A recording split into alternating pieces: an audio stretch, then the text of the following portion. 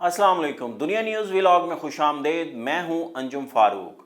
बिलावल भुट्टो की मियां नवाज शरीफ, आसिफ जरदारी, इमरान खान और मौलाना फजलुर रहमान पर शदीद तनकीद। सियासत छोड़ने का मुतालबा कर दिया।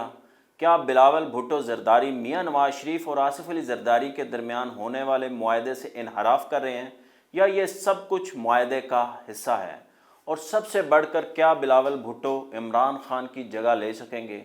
जिस तरह वो नौजवानों को टारगेट कर रहे हैं, क्या वो नौजवानों के दिलों के अंदर से इमरान खान को निकाल सकेंगे और उनके दिलों में घर कर सकेंगे? यह आज का सबसे बड़ा सवाल है। जब से इलेक्शन अनाउंस हुआ है कि 8 फरवरी को होगा, बिलावल भुट्टो मुल्क भर के अंदर जलसे कर रहे हैं और वो उन्होंने तनकीद के नश्तर जो पुराने सियासतदान हैं, बूढ़े सियासतदान हैं, बुज़ुर्ग सियासतदान हैं, उनके ऊपर चला रहे हैं। उसके अंदर ज़ाहिर है आसिफ अली जरदारी भी आते हैं, मियां नवाज शरीफ भी आते हैं, मौलाना फजलुर रहमान भी आते हैं और इमरान खान भी आते हैं। क्या वो अपने वालिद साहब से भी यही मुतालबा कर रहे हैं जो वो मियां नवाज शरीफ के लिए, इमरान खान के लिए या मौलाना फजलुर रहमान के लिए सोच रहे हैं जिस तरह से? तो ये मेरी ज़ाती राय है कि वो नौजवानों को इसलिए टारगेट कर रहे हैं क्योंकि इमरान खान जेल में है और उनको नज़र आ रहा है कि इमरान खान इलेक्शन से पहले बाहर आते नज़र नहीं आ रहे और वो इलेक्शन कैंपेन के अंदर भी नहीं होंगे। जिस तरह 2018 में और 2013 के अंदर इमरान खान ने नौजवानों के अंदर एहतसाब का नारा लगाया था कि वो जब इक़्तिदार के अंदर आएंगे तो वो एहतसाब करेंगे, वो चोरों का एहतसाब करेंगे, वो लूटी हुई दौलत वापस लेके आएंगे जो बैरून मुल्क स्विट्ज़रलैंड के अंदर और यूरोप के अंदर दीगर ममालिक में, दुबई वगैरह के अंदर जो पैसा पड़ा हुआ है पाकिस्तानियों का, उसको बाहर लेके आए, वापस मुल्क के अंदर लेके आएंगे। तो वो नारा बिल्कुल उसी तर्ज के ऊपर बिलावल भुट्टो जरदारी ने भी अब काम शुरू किया। वो नौजवानों को अट्रैक्ट कर रहे हैं। वो कहते हैं मैं नौजवान हूँ, मुझे वोट दें, मेरी हुकूमत बनाएं, मैं काम करूँगा। ये जो पुरानी तर्ज के सियासतदान हैं इनको इग्नोर करें, इनको पॉलिटिक्स ही छोड़ देनी चाहिए। तो बिलावल भुट्टो आज भी गरजे बरसे और उनकी जो तकरीर होती है उसके अंदर दो बेसिकली पहलू होते हैं। पहले वो जो पीडीएम की हुकूमत थी जिसको शहबाज शरीफ हेड कर रहे थे और जिसके वो ख़ुद वज़ीर ख़ारजा थे, उनका वज़ीर तजारत भी था और भी दीगर 7-8 मिनिस्ट्रियाँ थी उनके पास और कोई 10 के करीब जो स्पेशल असिस्टेंट उनके थे, मुशीर थे और पूरी उनका हिस्सा था उस गवर्नमेंट के अंदर। उस गवर्नमेंट के ऊपर वो तनकीद करते हैं और उस गवर्नमेंट पे तनकीद करते हैं जिसको इनिशिएट इन्होंने ख़ुद किया था। आसिफ अली जरदारी ने कहा था कि इमरान खान के ख़िलाफ़ अदम एतमाद लेके आएँ, उन्होंने शहबाज शरीफ को नॉमिनेट किया था कि वो प्राइम मिनिस्टर बने। उस हुकूमत के ऊपर तनकीद है, ठीक है, उस हुकूमत की परफॉर्मेंस ऐसी अच्छी नहीं थी, मगर क्या बिलावल भुट्टो साहब बताएंगे कि जिनके साथ बैठ के काम किया होता है, जिनके साथ बैठ के एक ताल्लुक़ और वज़ादारी होती है सियासी, आप उसका मुजाहरा क्यों नहीं कर रहे? आप ग्रेस का मुजाहरा नहीं कर रहे? मेरी ज़ाती राय है कि ये जो आप सब कुछ कर रहे हैं ना, ये एक खुफिया मुआहदा है। जो मियां नवाज शरीफ और आसिफ अली जरदारी के दरमियान मुलाकात हुई थी दुबई के अंदर और बड़ी डिटेल्ड मुलाकात हुई थी और उसको बिल्कुल खुफिया रखा गया था। उसके अंदर जरदारी साहब चाहते थे कि पंजाब के अंदर जो है ना हिस्सा दिया जाए हमें, ताकि हम इलेक्शन के अंदर आएँ तो हमें भी कुछ जो है ना कुछ सीटें एडजस्ट की जाएँ ताकि हमारी जो है ना पार्लिमानी स्ट्रेंथ बढ़ सके। तो उस वक्त नवाज शरीफ साहब ने उनको मना किया था। उन्होंने कहा था कि हम अगर आपस में इत्तेहाद पे चले गए तो हम इलेक्शन किसके खिलाफ लड़ेंगे? मौलाना फजलुर रहमान भी हमारे साथ इत्तेहादी होंगे, एमक्यूएम भी इत्तेहादी होगी, बाप भी इत्तेहादी होगी, काफ लीग भी इत्तेहादी होगी, तो इलेक्शन किसके खिलाफ लड़ना है? क्योंकि पीटीआई तो कॉर्नर हो चुकी है, तो इसलिए उनके दरमियान अंडरस्टैंडिंग है कि हम इलेक्शन अलग अलग लड़ेंगे, मगर जब हुकूमत बनाएंगे तो हम उसी तर्ज पे हुकूमत बनाएंगे जो पीडीएम की हुकूमत थी। तो दोबारा हम इत्तेहाद के अंदर आएंगे। तो ये इन दोनों के दरमियान आपस में मुआहदा हुआ था। मियां नवाज शरीफ ने इनकार कर दिया था। मियां नवाज शरीफ ने आसिफ अली जरदारी की तजवीज़ के ऊपर अमल नहीं किया था। उन्होंने कहा था हम सीट एडजस्टमेंट नहीं करते।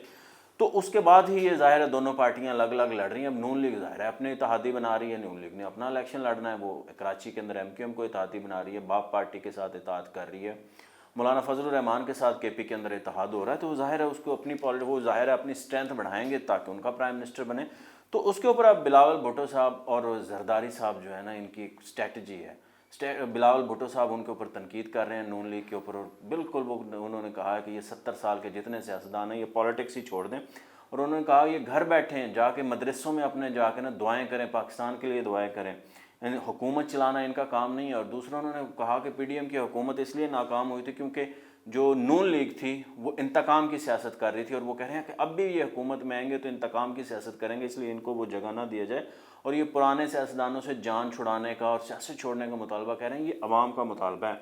जब नवाज शरीफ की हुकूमत बनती है तो ये इशराफिया की हुकूमत बनती है और उन्होंने कहा कि अब हम आएंगे तो हमें मौका देगी तो हम काम करेंगे, हमें काम करने दें। میں بلاول بھٹو صاحب سے صرف ایک دو باتیں پوچھنا چاہتا ہوں. آپ ضرور کام کریں گے, اب نوجوان ہیں, باصلاحیت ہیں, پڑھے لکھے ہیں, مگر 2008 سے 13 تک جو آپ کی حکومت تھی اس کے اندر تو آپ کے پاس تو وزیر خارجہ ہی نہیں, خزانہ ہی نہیں تھا.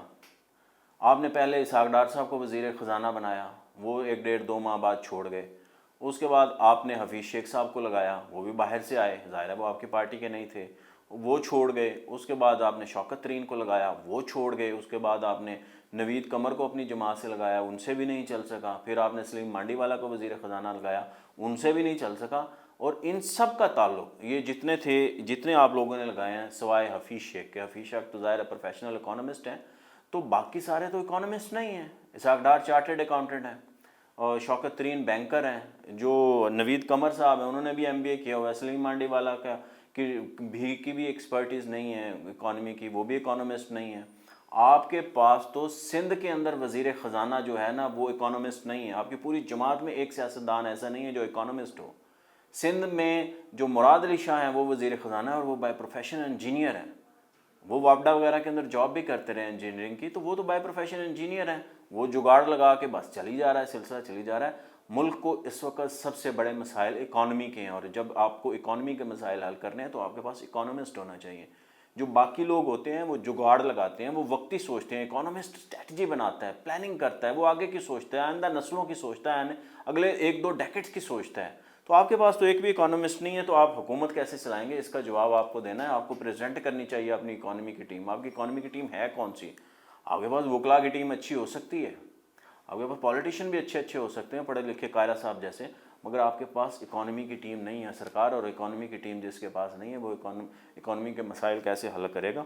زرداری صاحب ہیں وہ مرہم رکھ رہے ہیں, بلاول صاحب شعلہ بیانی کر رہے ہیں, بلاول صاحب ہر کسی کو جو ہے چھیڑ رہے ہیں. مولانا فضل الرحمان کو بھی چھوڑے. مولانا صاحب نے تو کل ان کو جواب بھی دیا, انہوں نے کہا بچہ بچہ ہوتا ہے, بچوں کی باتیں بھی بچوں والی ہوتی ہیں, کیا بچوں کی باتوں کا جواب دیں, تو ہم بڑے ہیں تو بڑوں والی بات کرتے ہیں.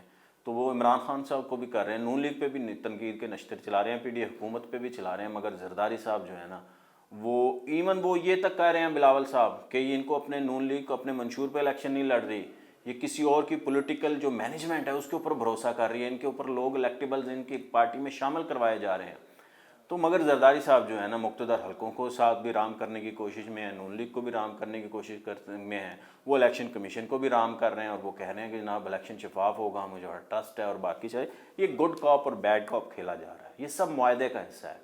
یہ دونوں جماعتیں ظاہر الیکشن ہے, ایک دوسرے کے خلاف باتیں نہیں کریں گی تو کیا کریں گی؟ نون لیگ بھی کل جا کے یہی کرے گی, سیاست اسی کا نام ہے. یہ ساری چیزیں اسی طرح گدلا ہے, عوام کو دکھایا کچھ جاتا ہے, ہوتا کچھ ہے. یہی کچھ نواز شریف کرتے رہے ہیں ساری عمر, جو یہی آصف زرداری نے کیا, یہی بلاول کر رہے ہیں, یہی عمران خان صاحب کرتے تھے. یہ سب ایک جیسے ہیں, ان میں سے کسی کا بھی ایک نہیں ہے. عوام کا کسی کو درد نہیں ہے. اگر عوام کا درد ہو تو یہ پھر اس طرح نہ ہو. عوام کا درد ہو تو عوام کو سچ بتایا جائے, چیزیں چھپائی نہ جائیں. تو خدارہ اگر آپ نے سیاست کرنی ہے ضرور کریں, مگر لوگوں کو نئی آس نہ لگائیں. لوگوں کو نئے جو ہے نا چورن بیچنے کی ضرورت نہیں ہے. سیاست یہی کچھ ہی ہے, نئی سیاست ہو نہیں سکتی. آپ بھی اگر سیاست کریں گے تو وہی پھر آپ کے منسٹر کون ہوں گے؟ وہی خورشید شاہ ہوں گے, وہی نوید قمر ہوں گے, وہی سلیم مانڈی والا ہوں گے. آپ کے منسٹر کیسے چینج ہو سکتے ہیں؟ وہی قمر زمان قاہرہ ہوں گے. کوئی نئی چینج نہیں ہے. وہی شہری رحمان ہوں گی, وہی یوسف رضا گیلانی ہوں گے. تو آپ کے لوگ کیسے, وہی شرجیل میمن ہوں گے. آپ کے لوگ کیسے بدل سکتے ہیں؟ آپ نے حکومت تو نہیں کہ بوڑھے لوگوں کے ساتھ کرنی ہے. تو اس لیے سیاست کو اتنا گندلا مت کریں, سیاست پہ اتنی الزام تراشی مت کریں. سیاست کو سیاست رہنے دیں تو اچھی بات ہے. جو ایک دوسرے کا بھرم ہے وہ رہنے دیں. آپ اپنی پالیٹکس کریں, یہ پالیٹکس میں ہوتا ہے. تو آپ ایک معاہدے کے تحت یہ سب کچھ کر رہے ہیں, کر ہی جائیں. عوام بے وقوف بنا رہے ہیں, بنائی جائیں. مجھے دیجیے اجازت. اللہ حافظ.